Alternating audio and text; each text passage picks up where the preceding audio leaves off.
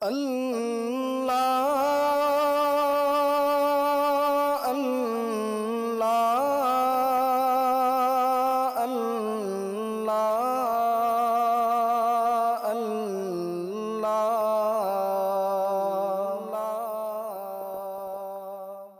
اللہ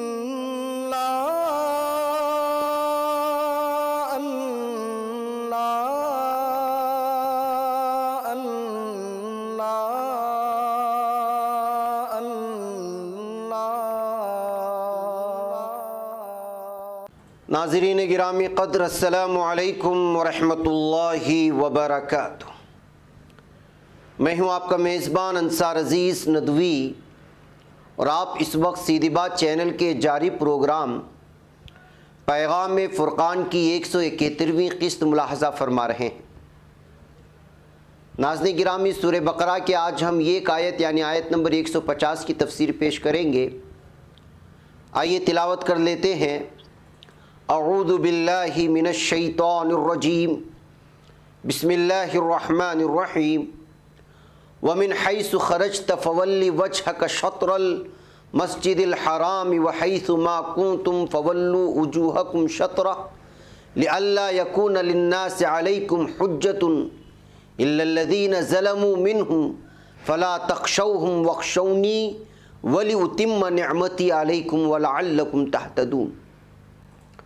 اور ترجمہ ہے، اور اے رسول اکرم صلی اللہ علیہ وسلم، آپ جس جگہ بھی تشریف لے جائیں بوقت نماز اپنا رخ مسجد الحرام کعبے کی طرف کر لیجئے، اور اے مسلمانوں جس جگہ بھی تم ہوا کرو تم بھی اسی سمت بوقت نماز اپنا منہ پھیر لیا کرو، تاکہ لوگوں کو تمہارے خلاف کوئی حجت نہ ملے۔ ہاں، ان میں سے جو ظالم ہیں ان کی زبان کسی حال میں بند نہ ہوگی، تو ان سے نہ ڈرو بلکہ مجھ سے ڈرو، اور اس لیے کہ میں تم پر اپنی نعمت پوری کر دوں، اور تاکہ تم راہ حق پا جاؤ۔ ناظرین، فرمایا گیا وَمِنْ حَيْثُ خَرَجْتَ فَوَلِّ وَجْهَكَ شَطْرَ الْمَسْجِدِ الْحَرَامِ۔ اور اے رسول اکرم صلی اللہ علیہ وسلم، آپ جس جگہ بھی تشریف لے جائیں بوقت نماز اپنا رخ مسجد الحرام یعنی کعبے کی طرف کر لیجئے گا۔ اب نہایت وضاحت کے ساتھ اللہ کے رسول صلی اللہ علیہ وسلم سے کہہ دیا گیا کہ اب آپ کی نماز کا رخ بدل گیا ہے، اور نیا رخ یا قبلہ مسجد الحرام یعنی کعبہ ہے۔ چنانچہ آپ جب اس حکم کی بجاوری کریں گے تو اہل ایمان بھی آپ کی پیروی میں مسجد الحرام یا کعبہ اپنا قبلہ بنا لیں گے۔ آگے ارشاد فرمایا گیا وَحَيْثُ مَا كُنْتُمْ فَوَلُّوا وُجُوهَكُمْ شَطْرَهُ۔ اور اے مسلمانوں جس جگہ بھی تم ہوا کرو تم بھی اسی سمت بوقت نماز اپنا منہ پھیر لیا کرو۔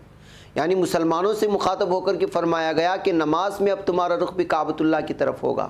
کیونکہ اللہ کے رسول اکرم صلی اللہ علیہ وسلم نے بھی مسجد الحرام یا کعبہ کی طرف رخ کر کے نماز پڑھنا شروع کر دیا ہے۔ تم جس جگہ بھی ہو اپنے نئے حکم شدہ قبلے کی طرف یعنی مسجد الحرام یا کعبے کی طرف رخ کر کے نماز ادا کیا کرو۔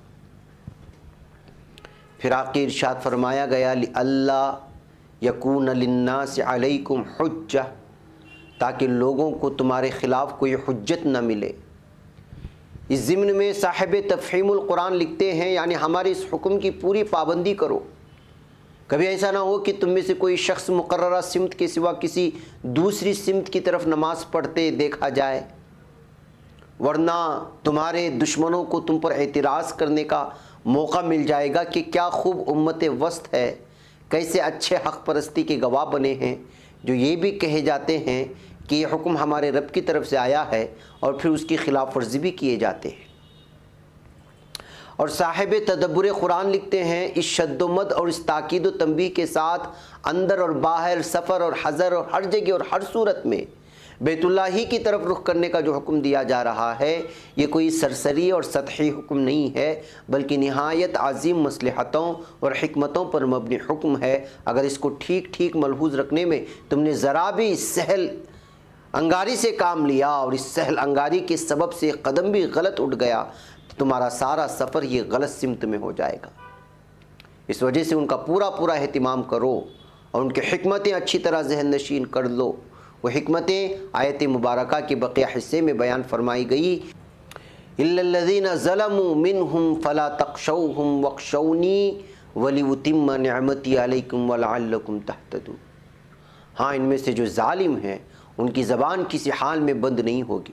تو ان سے نہ ڈرو بلکہ مجھ ہی سے ڈرو، اور اس لیے کہ میں تم پر اپنی نعمت پوری کر دوں اور تاکہ تم راہ حق پا جاؤ۔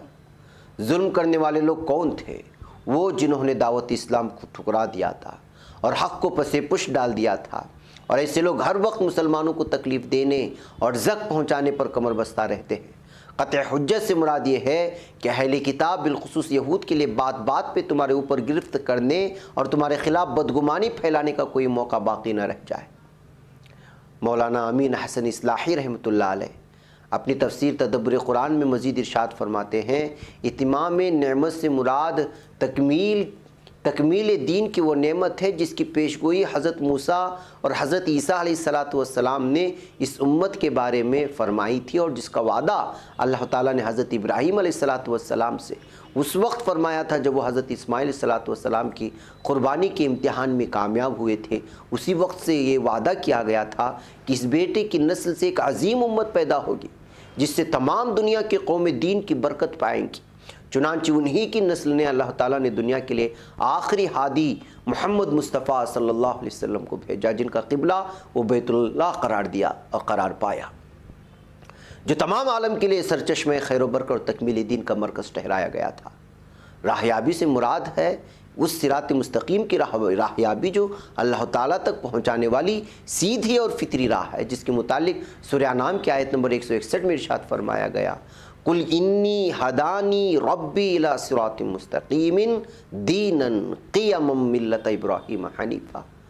یعنی کہہ دیجئے کہ میرے رب نے میری رہنمائی ایک سیدھی راہ کی طرف فرمائی ہے، فطری دین ملت ابراہیم کی طرف جو بالکل یکسو تھا۔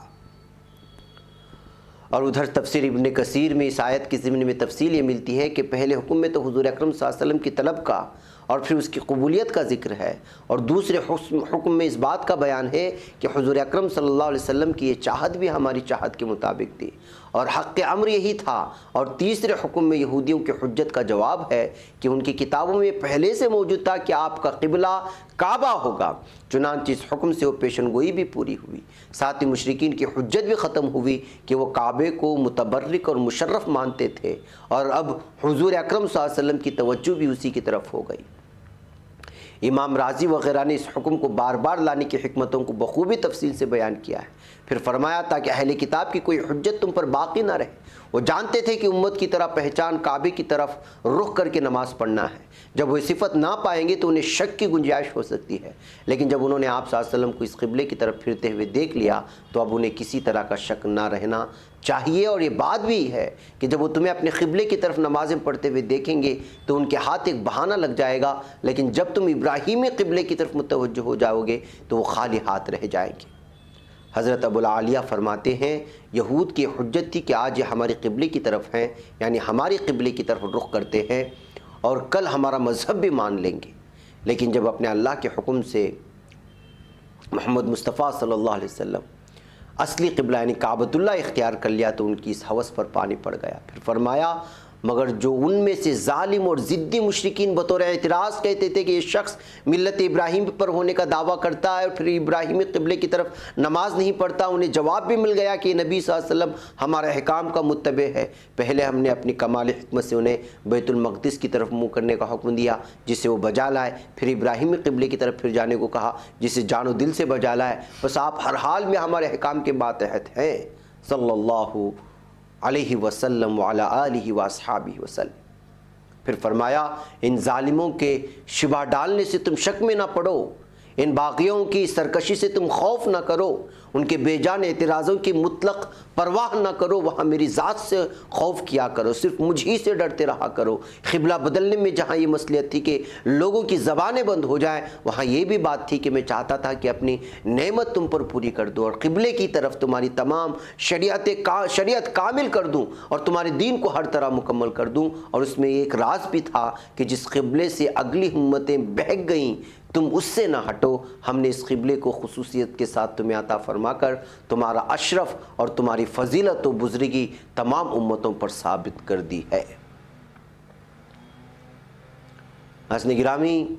ان آیتوں کی حکمت و بصیرت کیا ہے؟ نمبر ایک یہ ہے کہ بیت اللہ کو قبلہ بنانا اس لیے ہے کہ ایک عالمگیر اخوت، انٹرنیشنل بردرہوڈ قائم کر کے اسے عالمی مرکز قرار دیا جائے کہ مقصد کی یکسانیت کے لیے مرکز کا ہونا لازم امر ہے۔ اس طرح صرف نظم و ضبط کا مظاہرہ ہوتا ہے، بلکہ اقوام عالم کے مسلمان اپنے نمائندے کے ذریعے وہاں جمع ہو کر اپنے معاشی، معاشرتی، ملی اور سیاسی مسائل کا حل تلاش کرتے ہیں، مگر افسوس کہ ہماری بے حسی کی وجہ سے ایسا اب نہیں ہو رہا ہے۔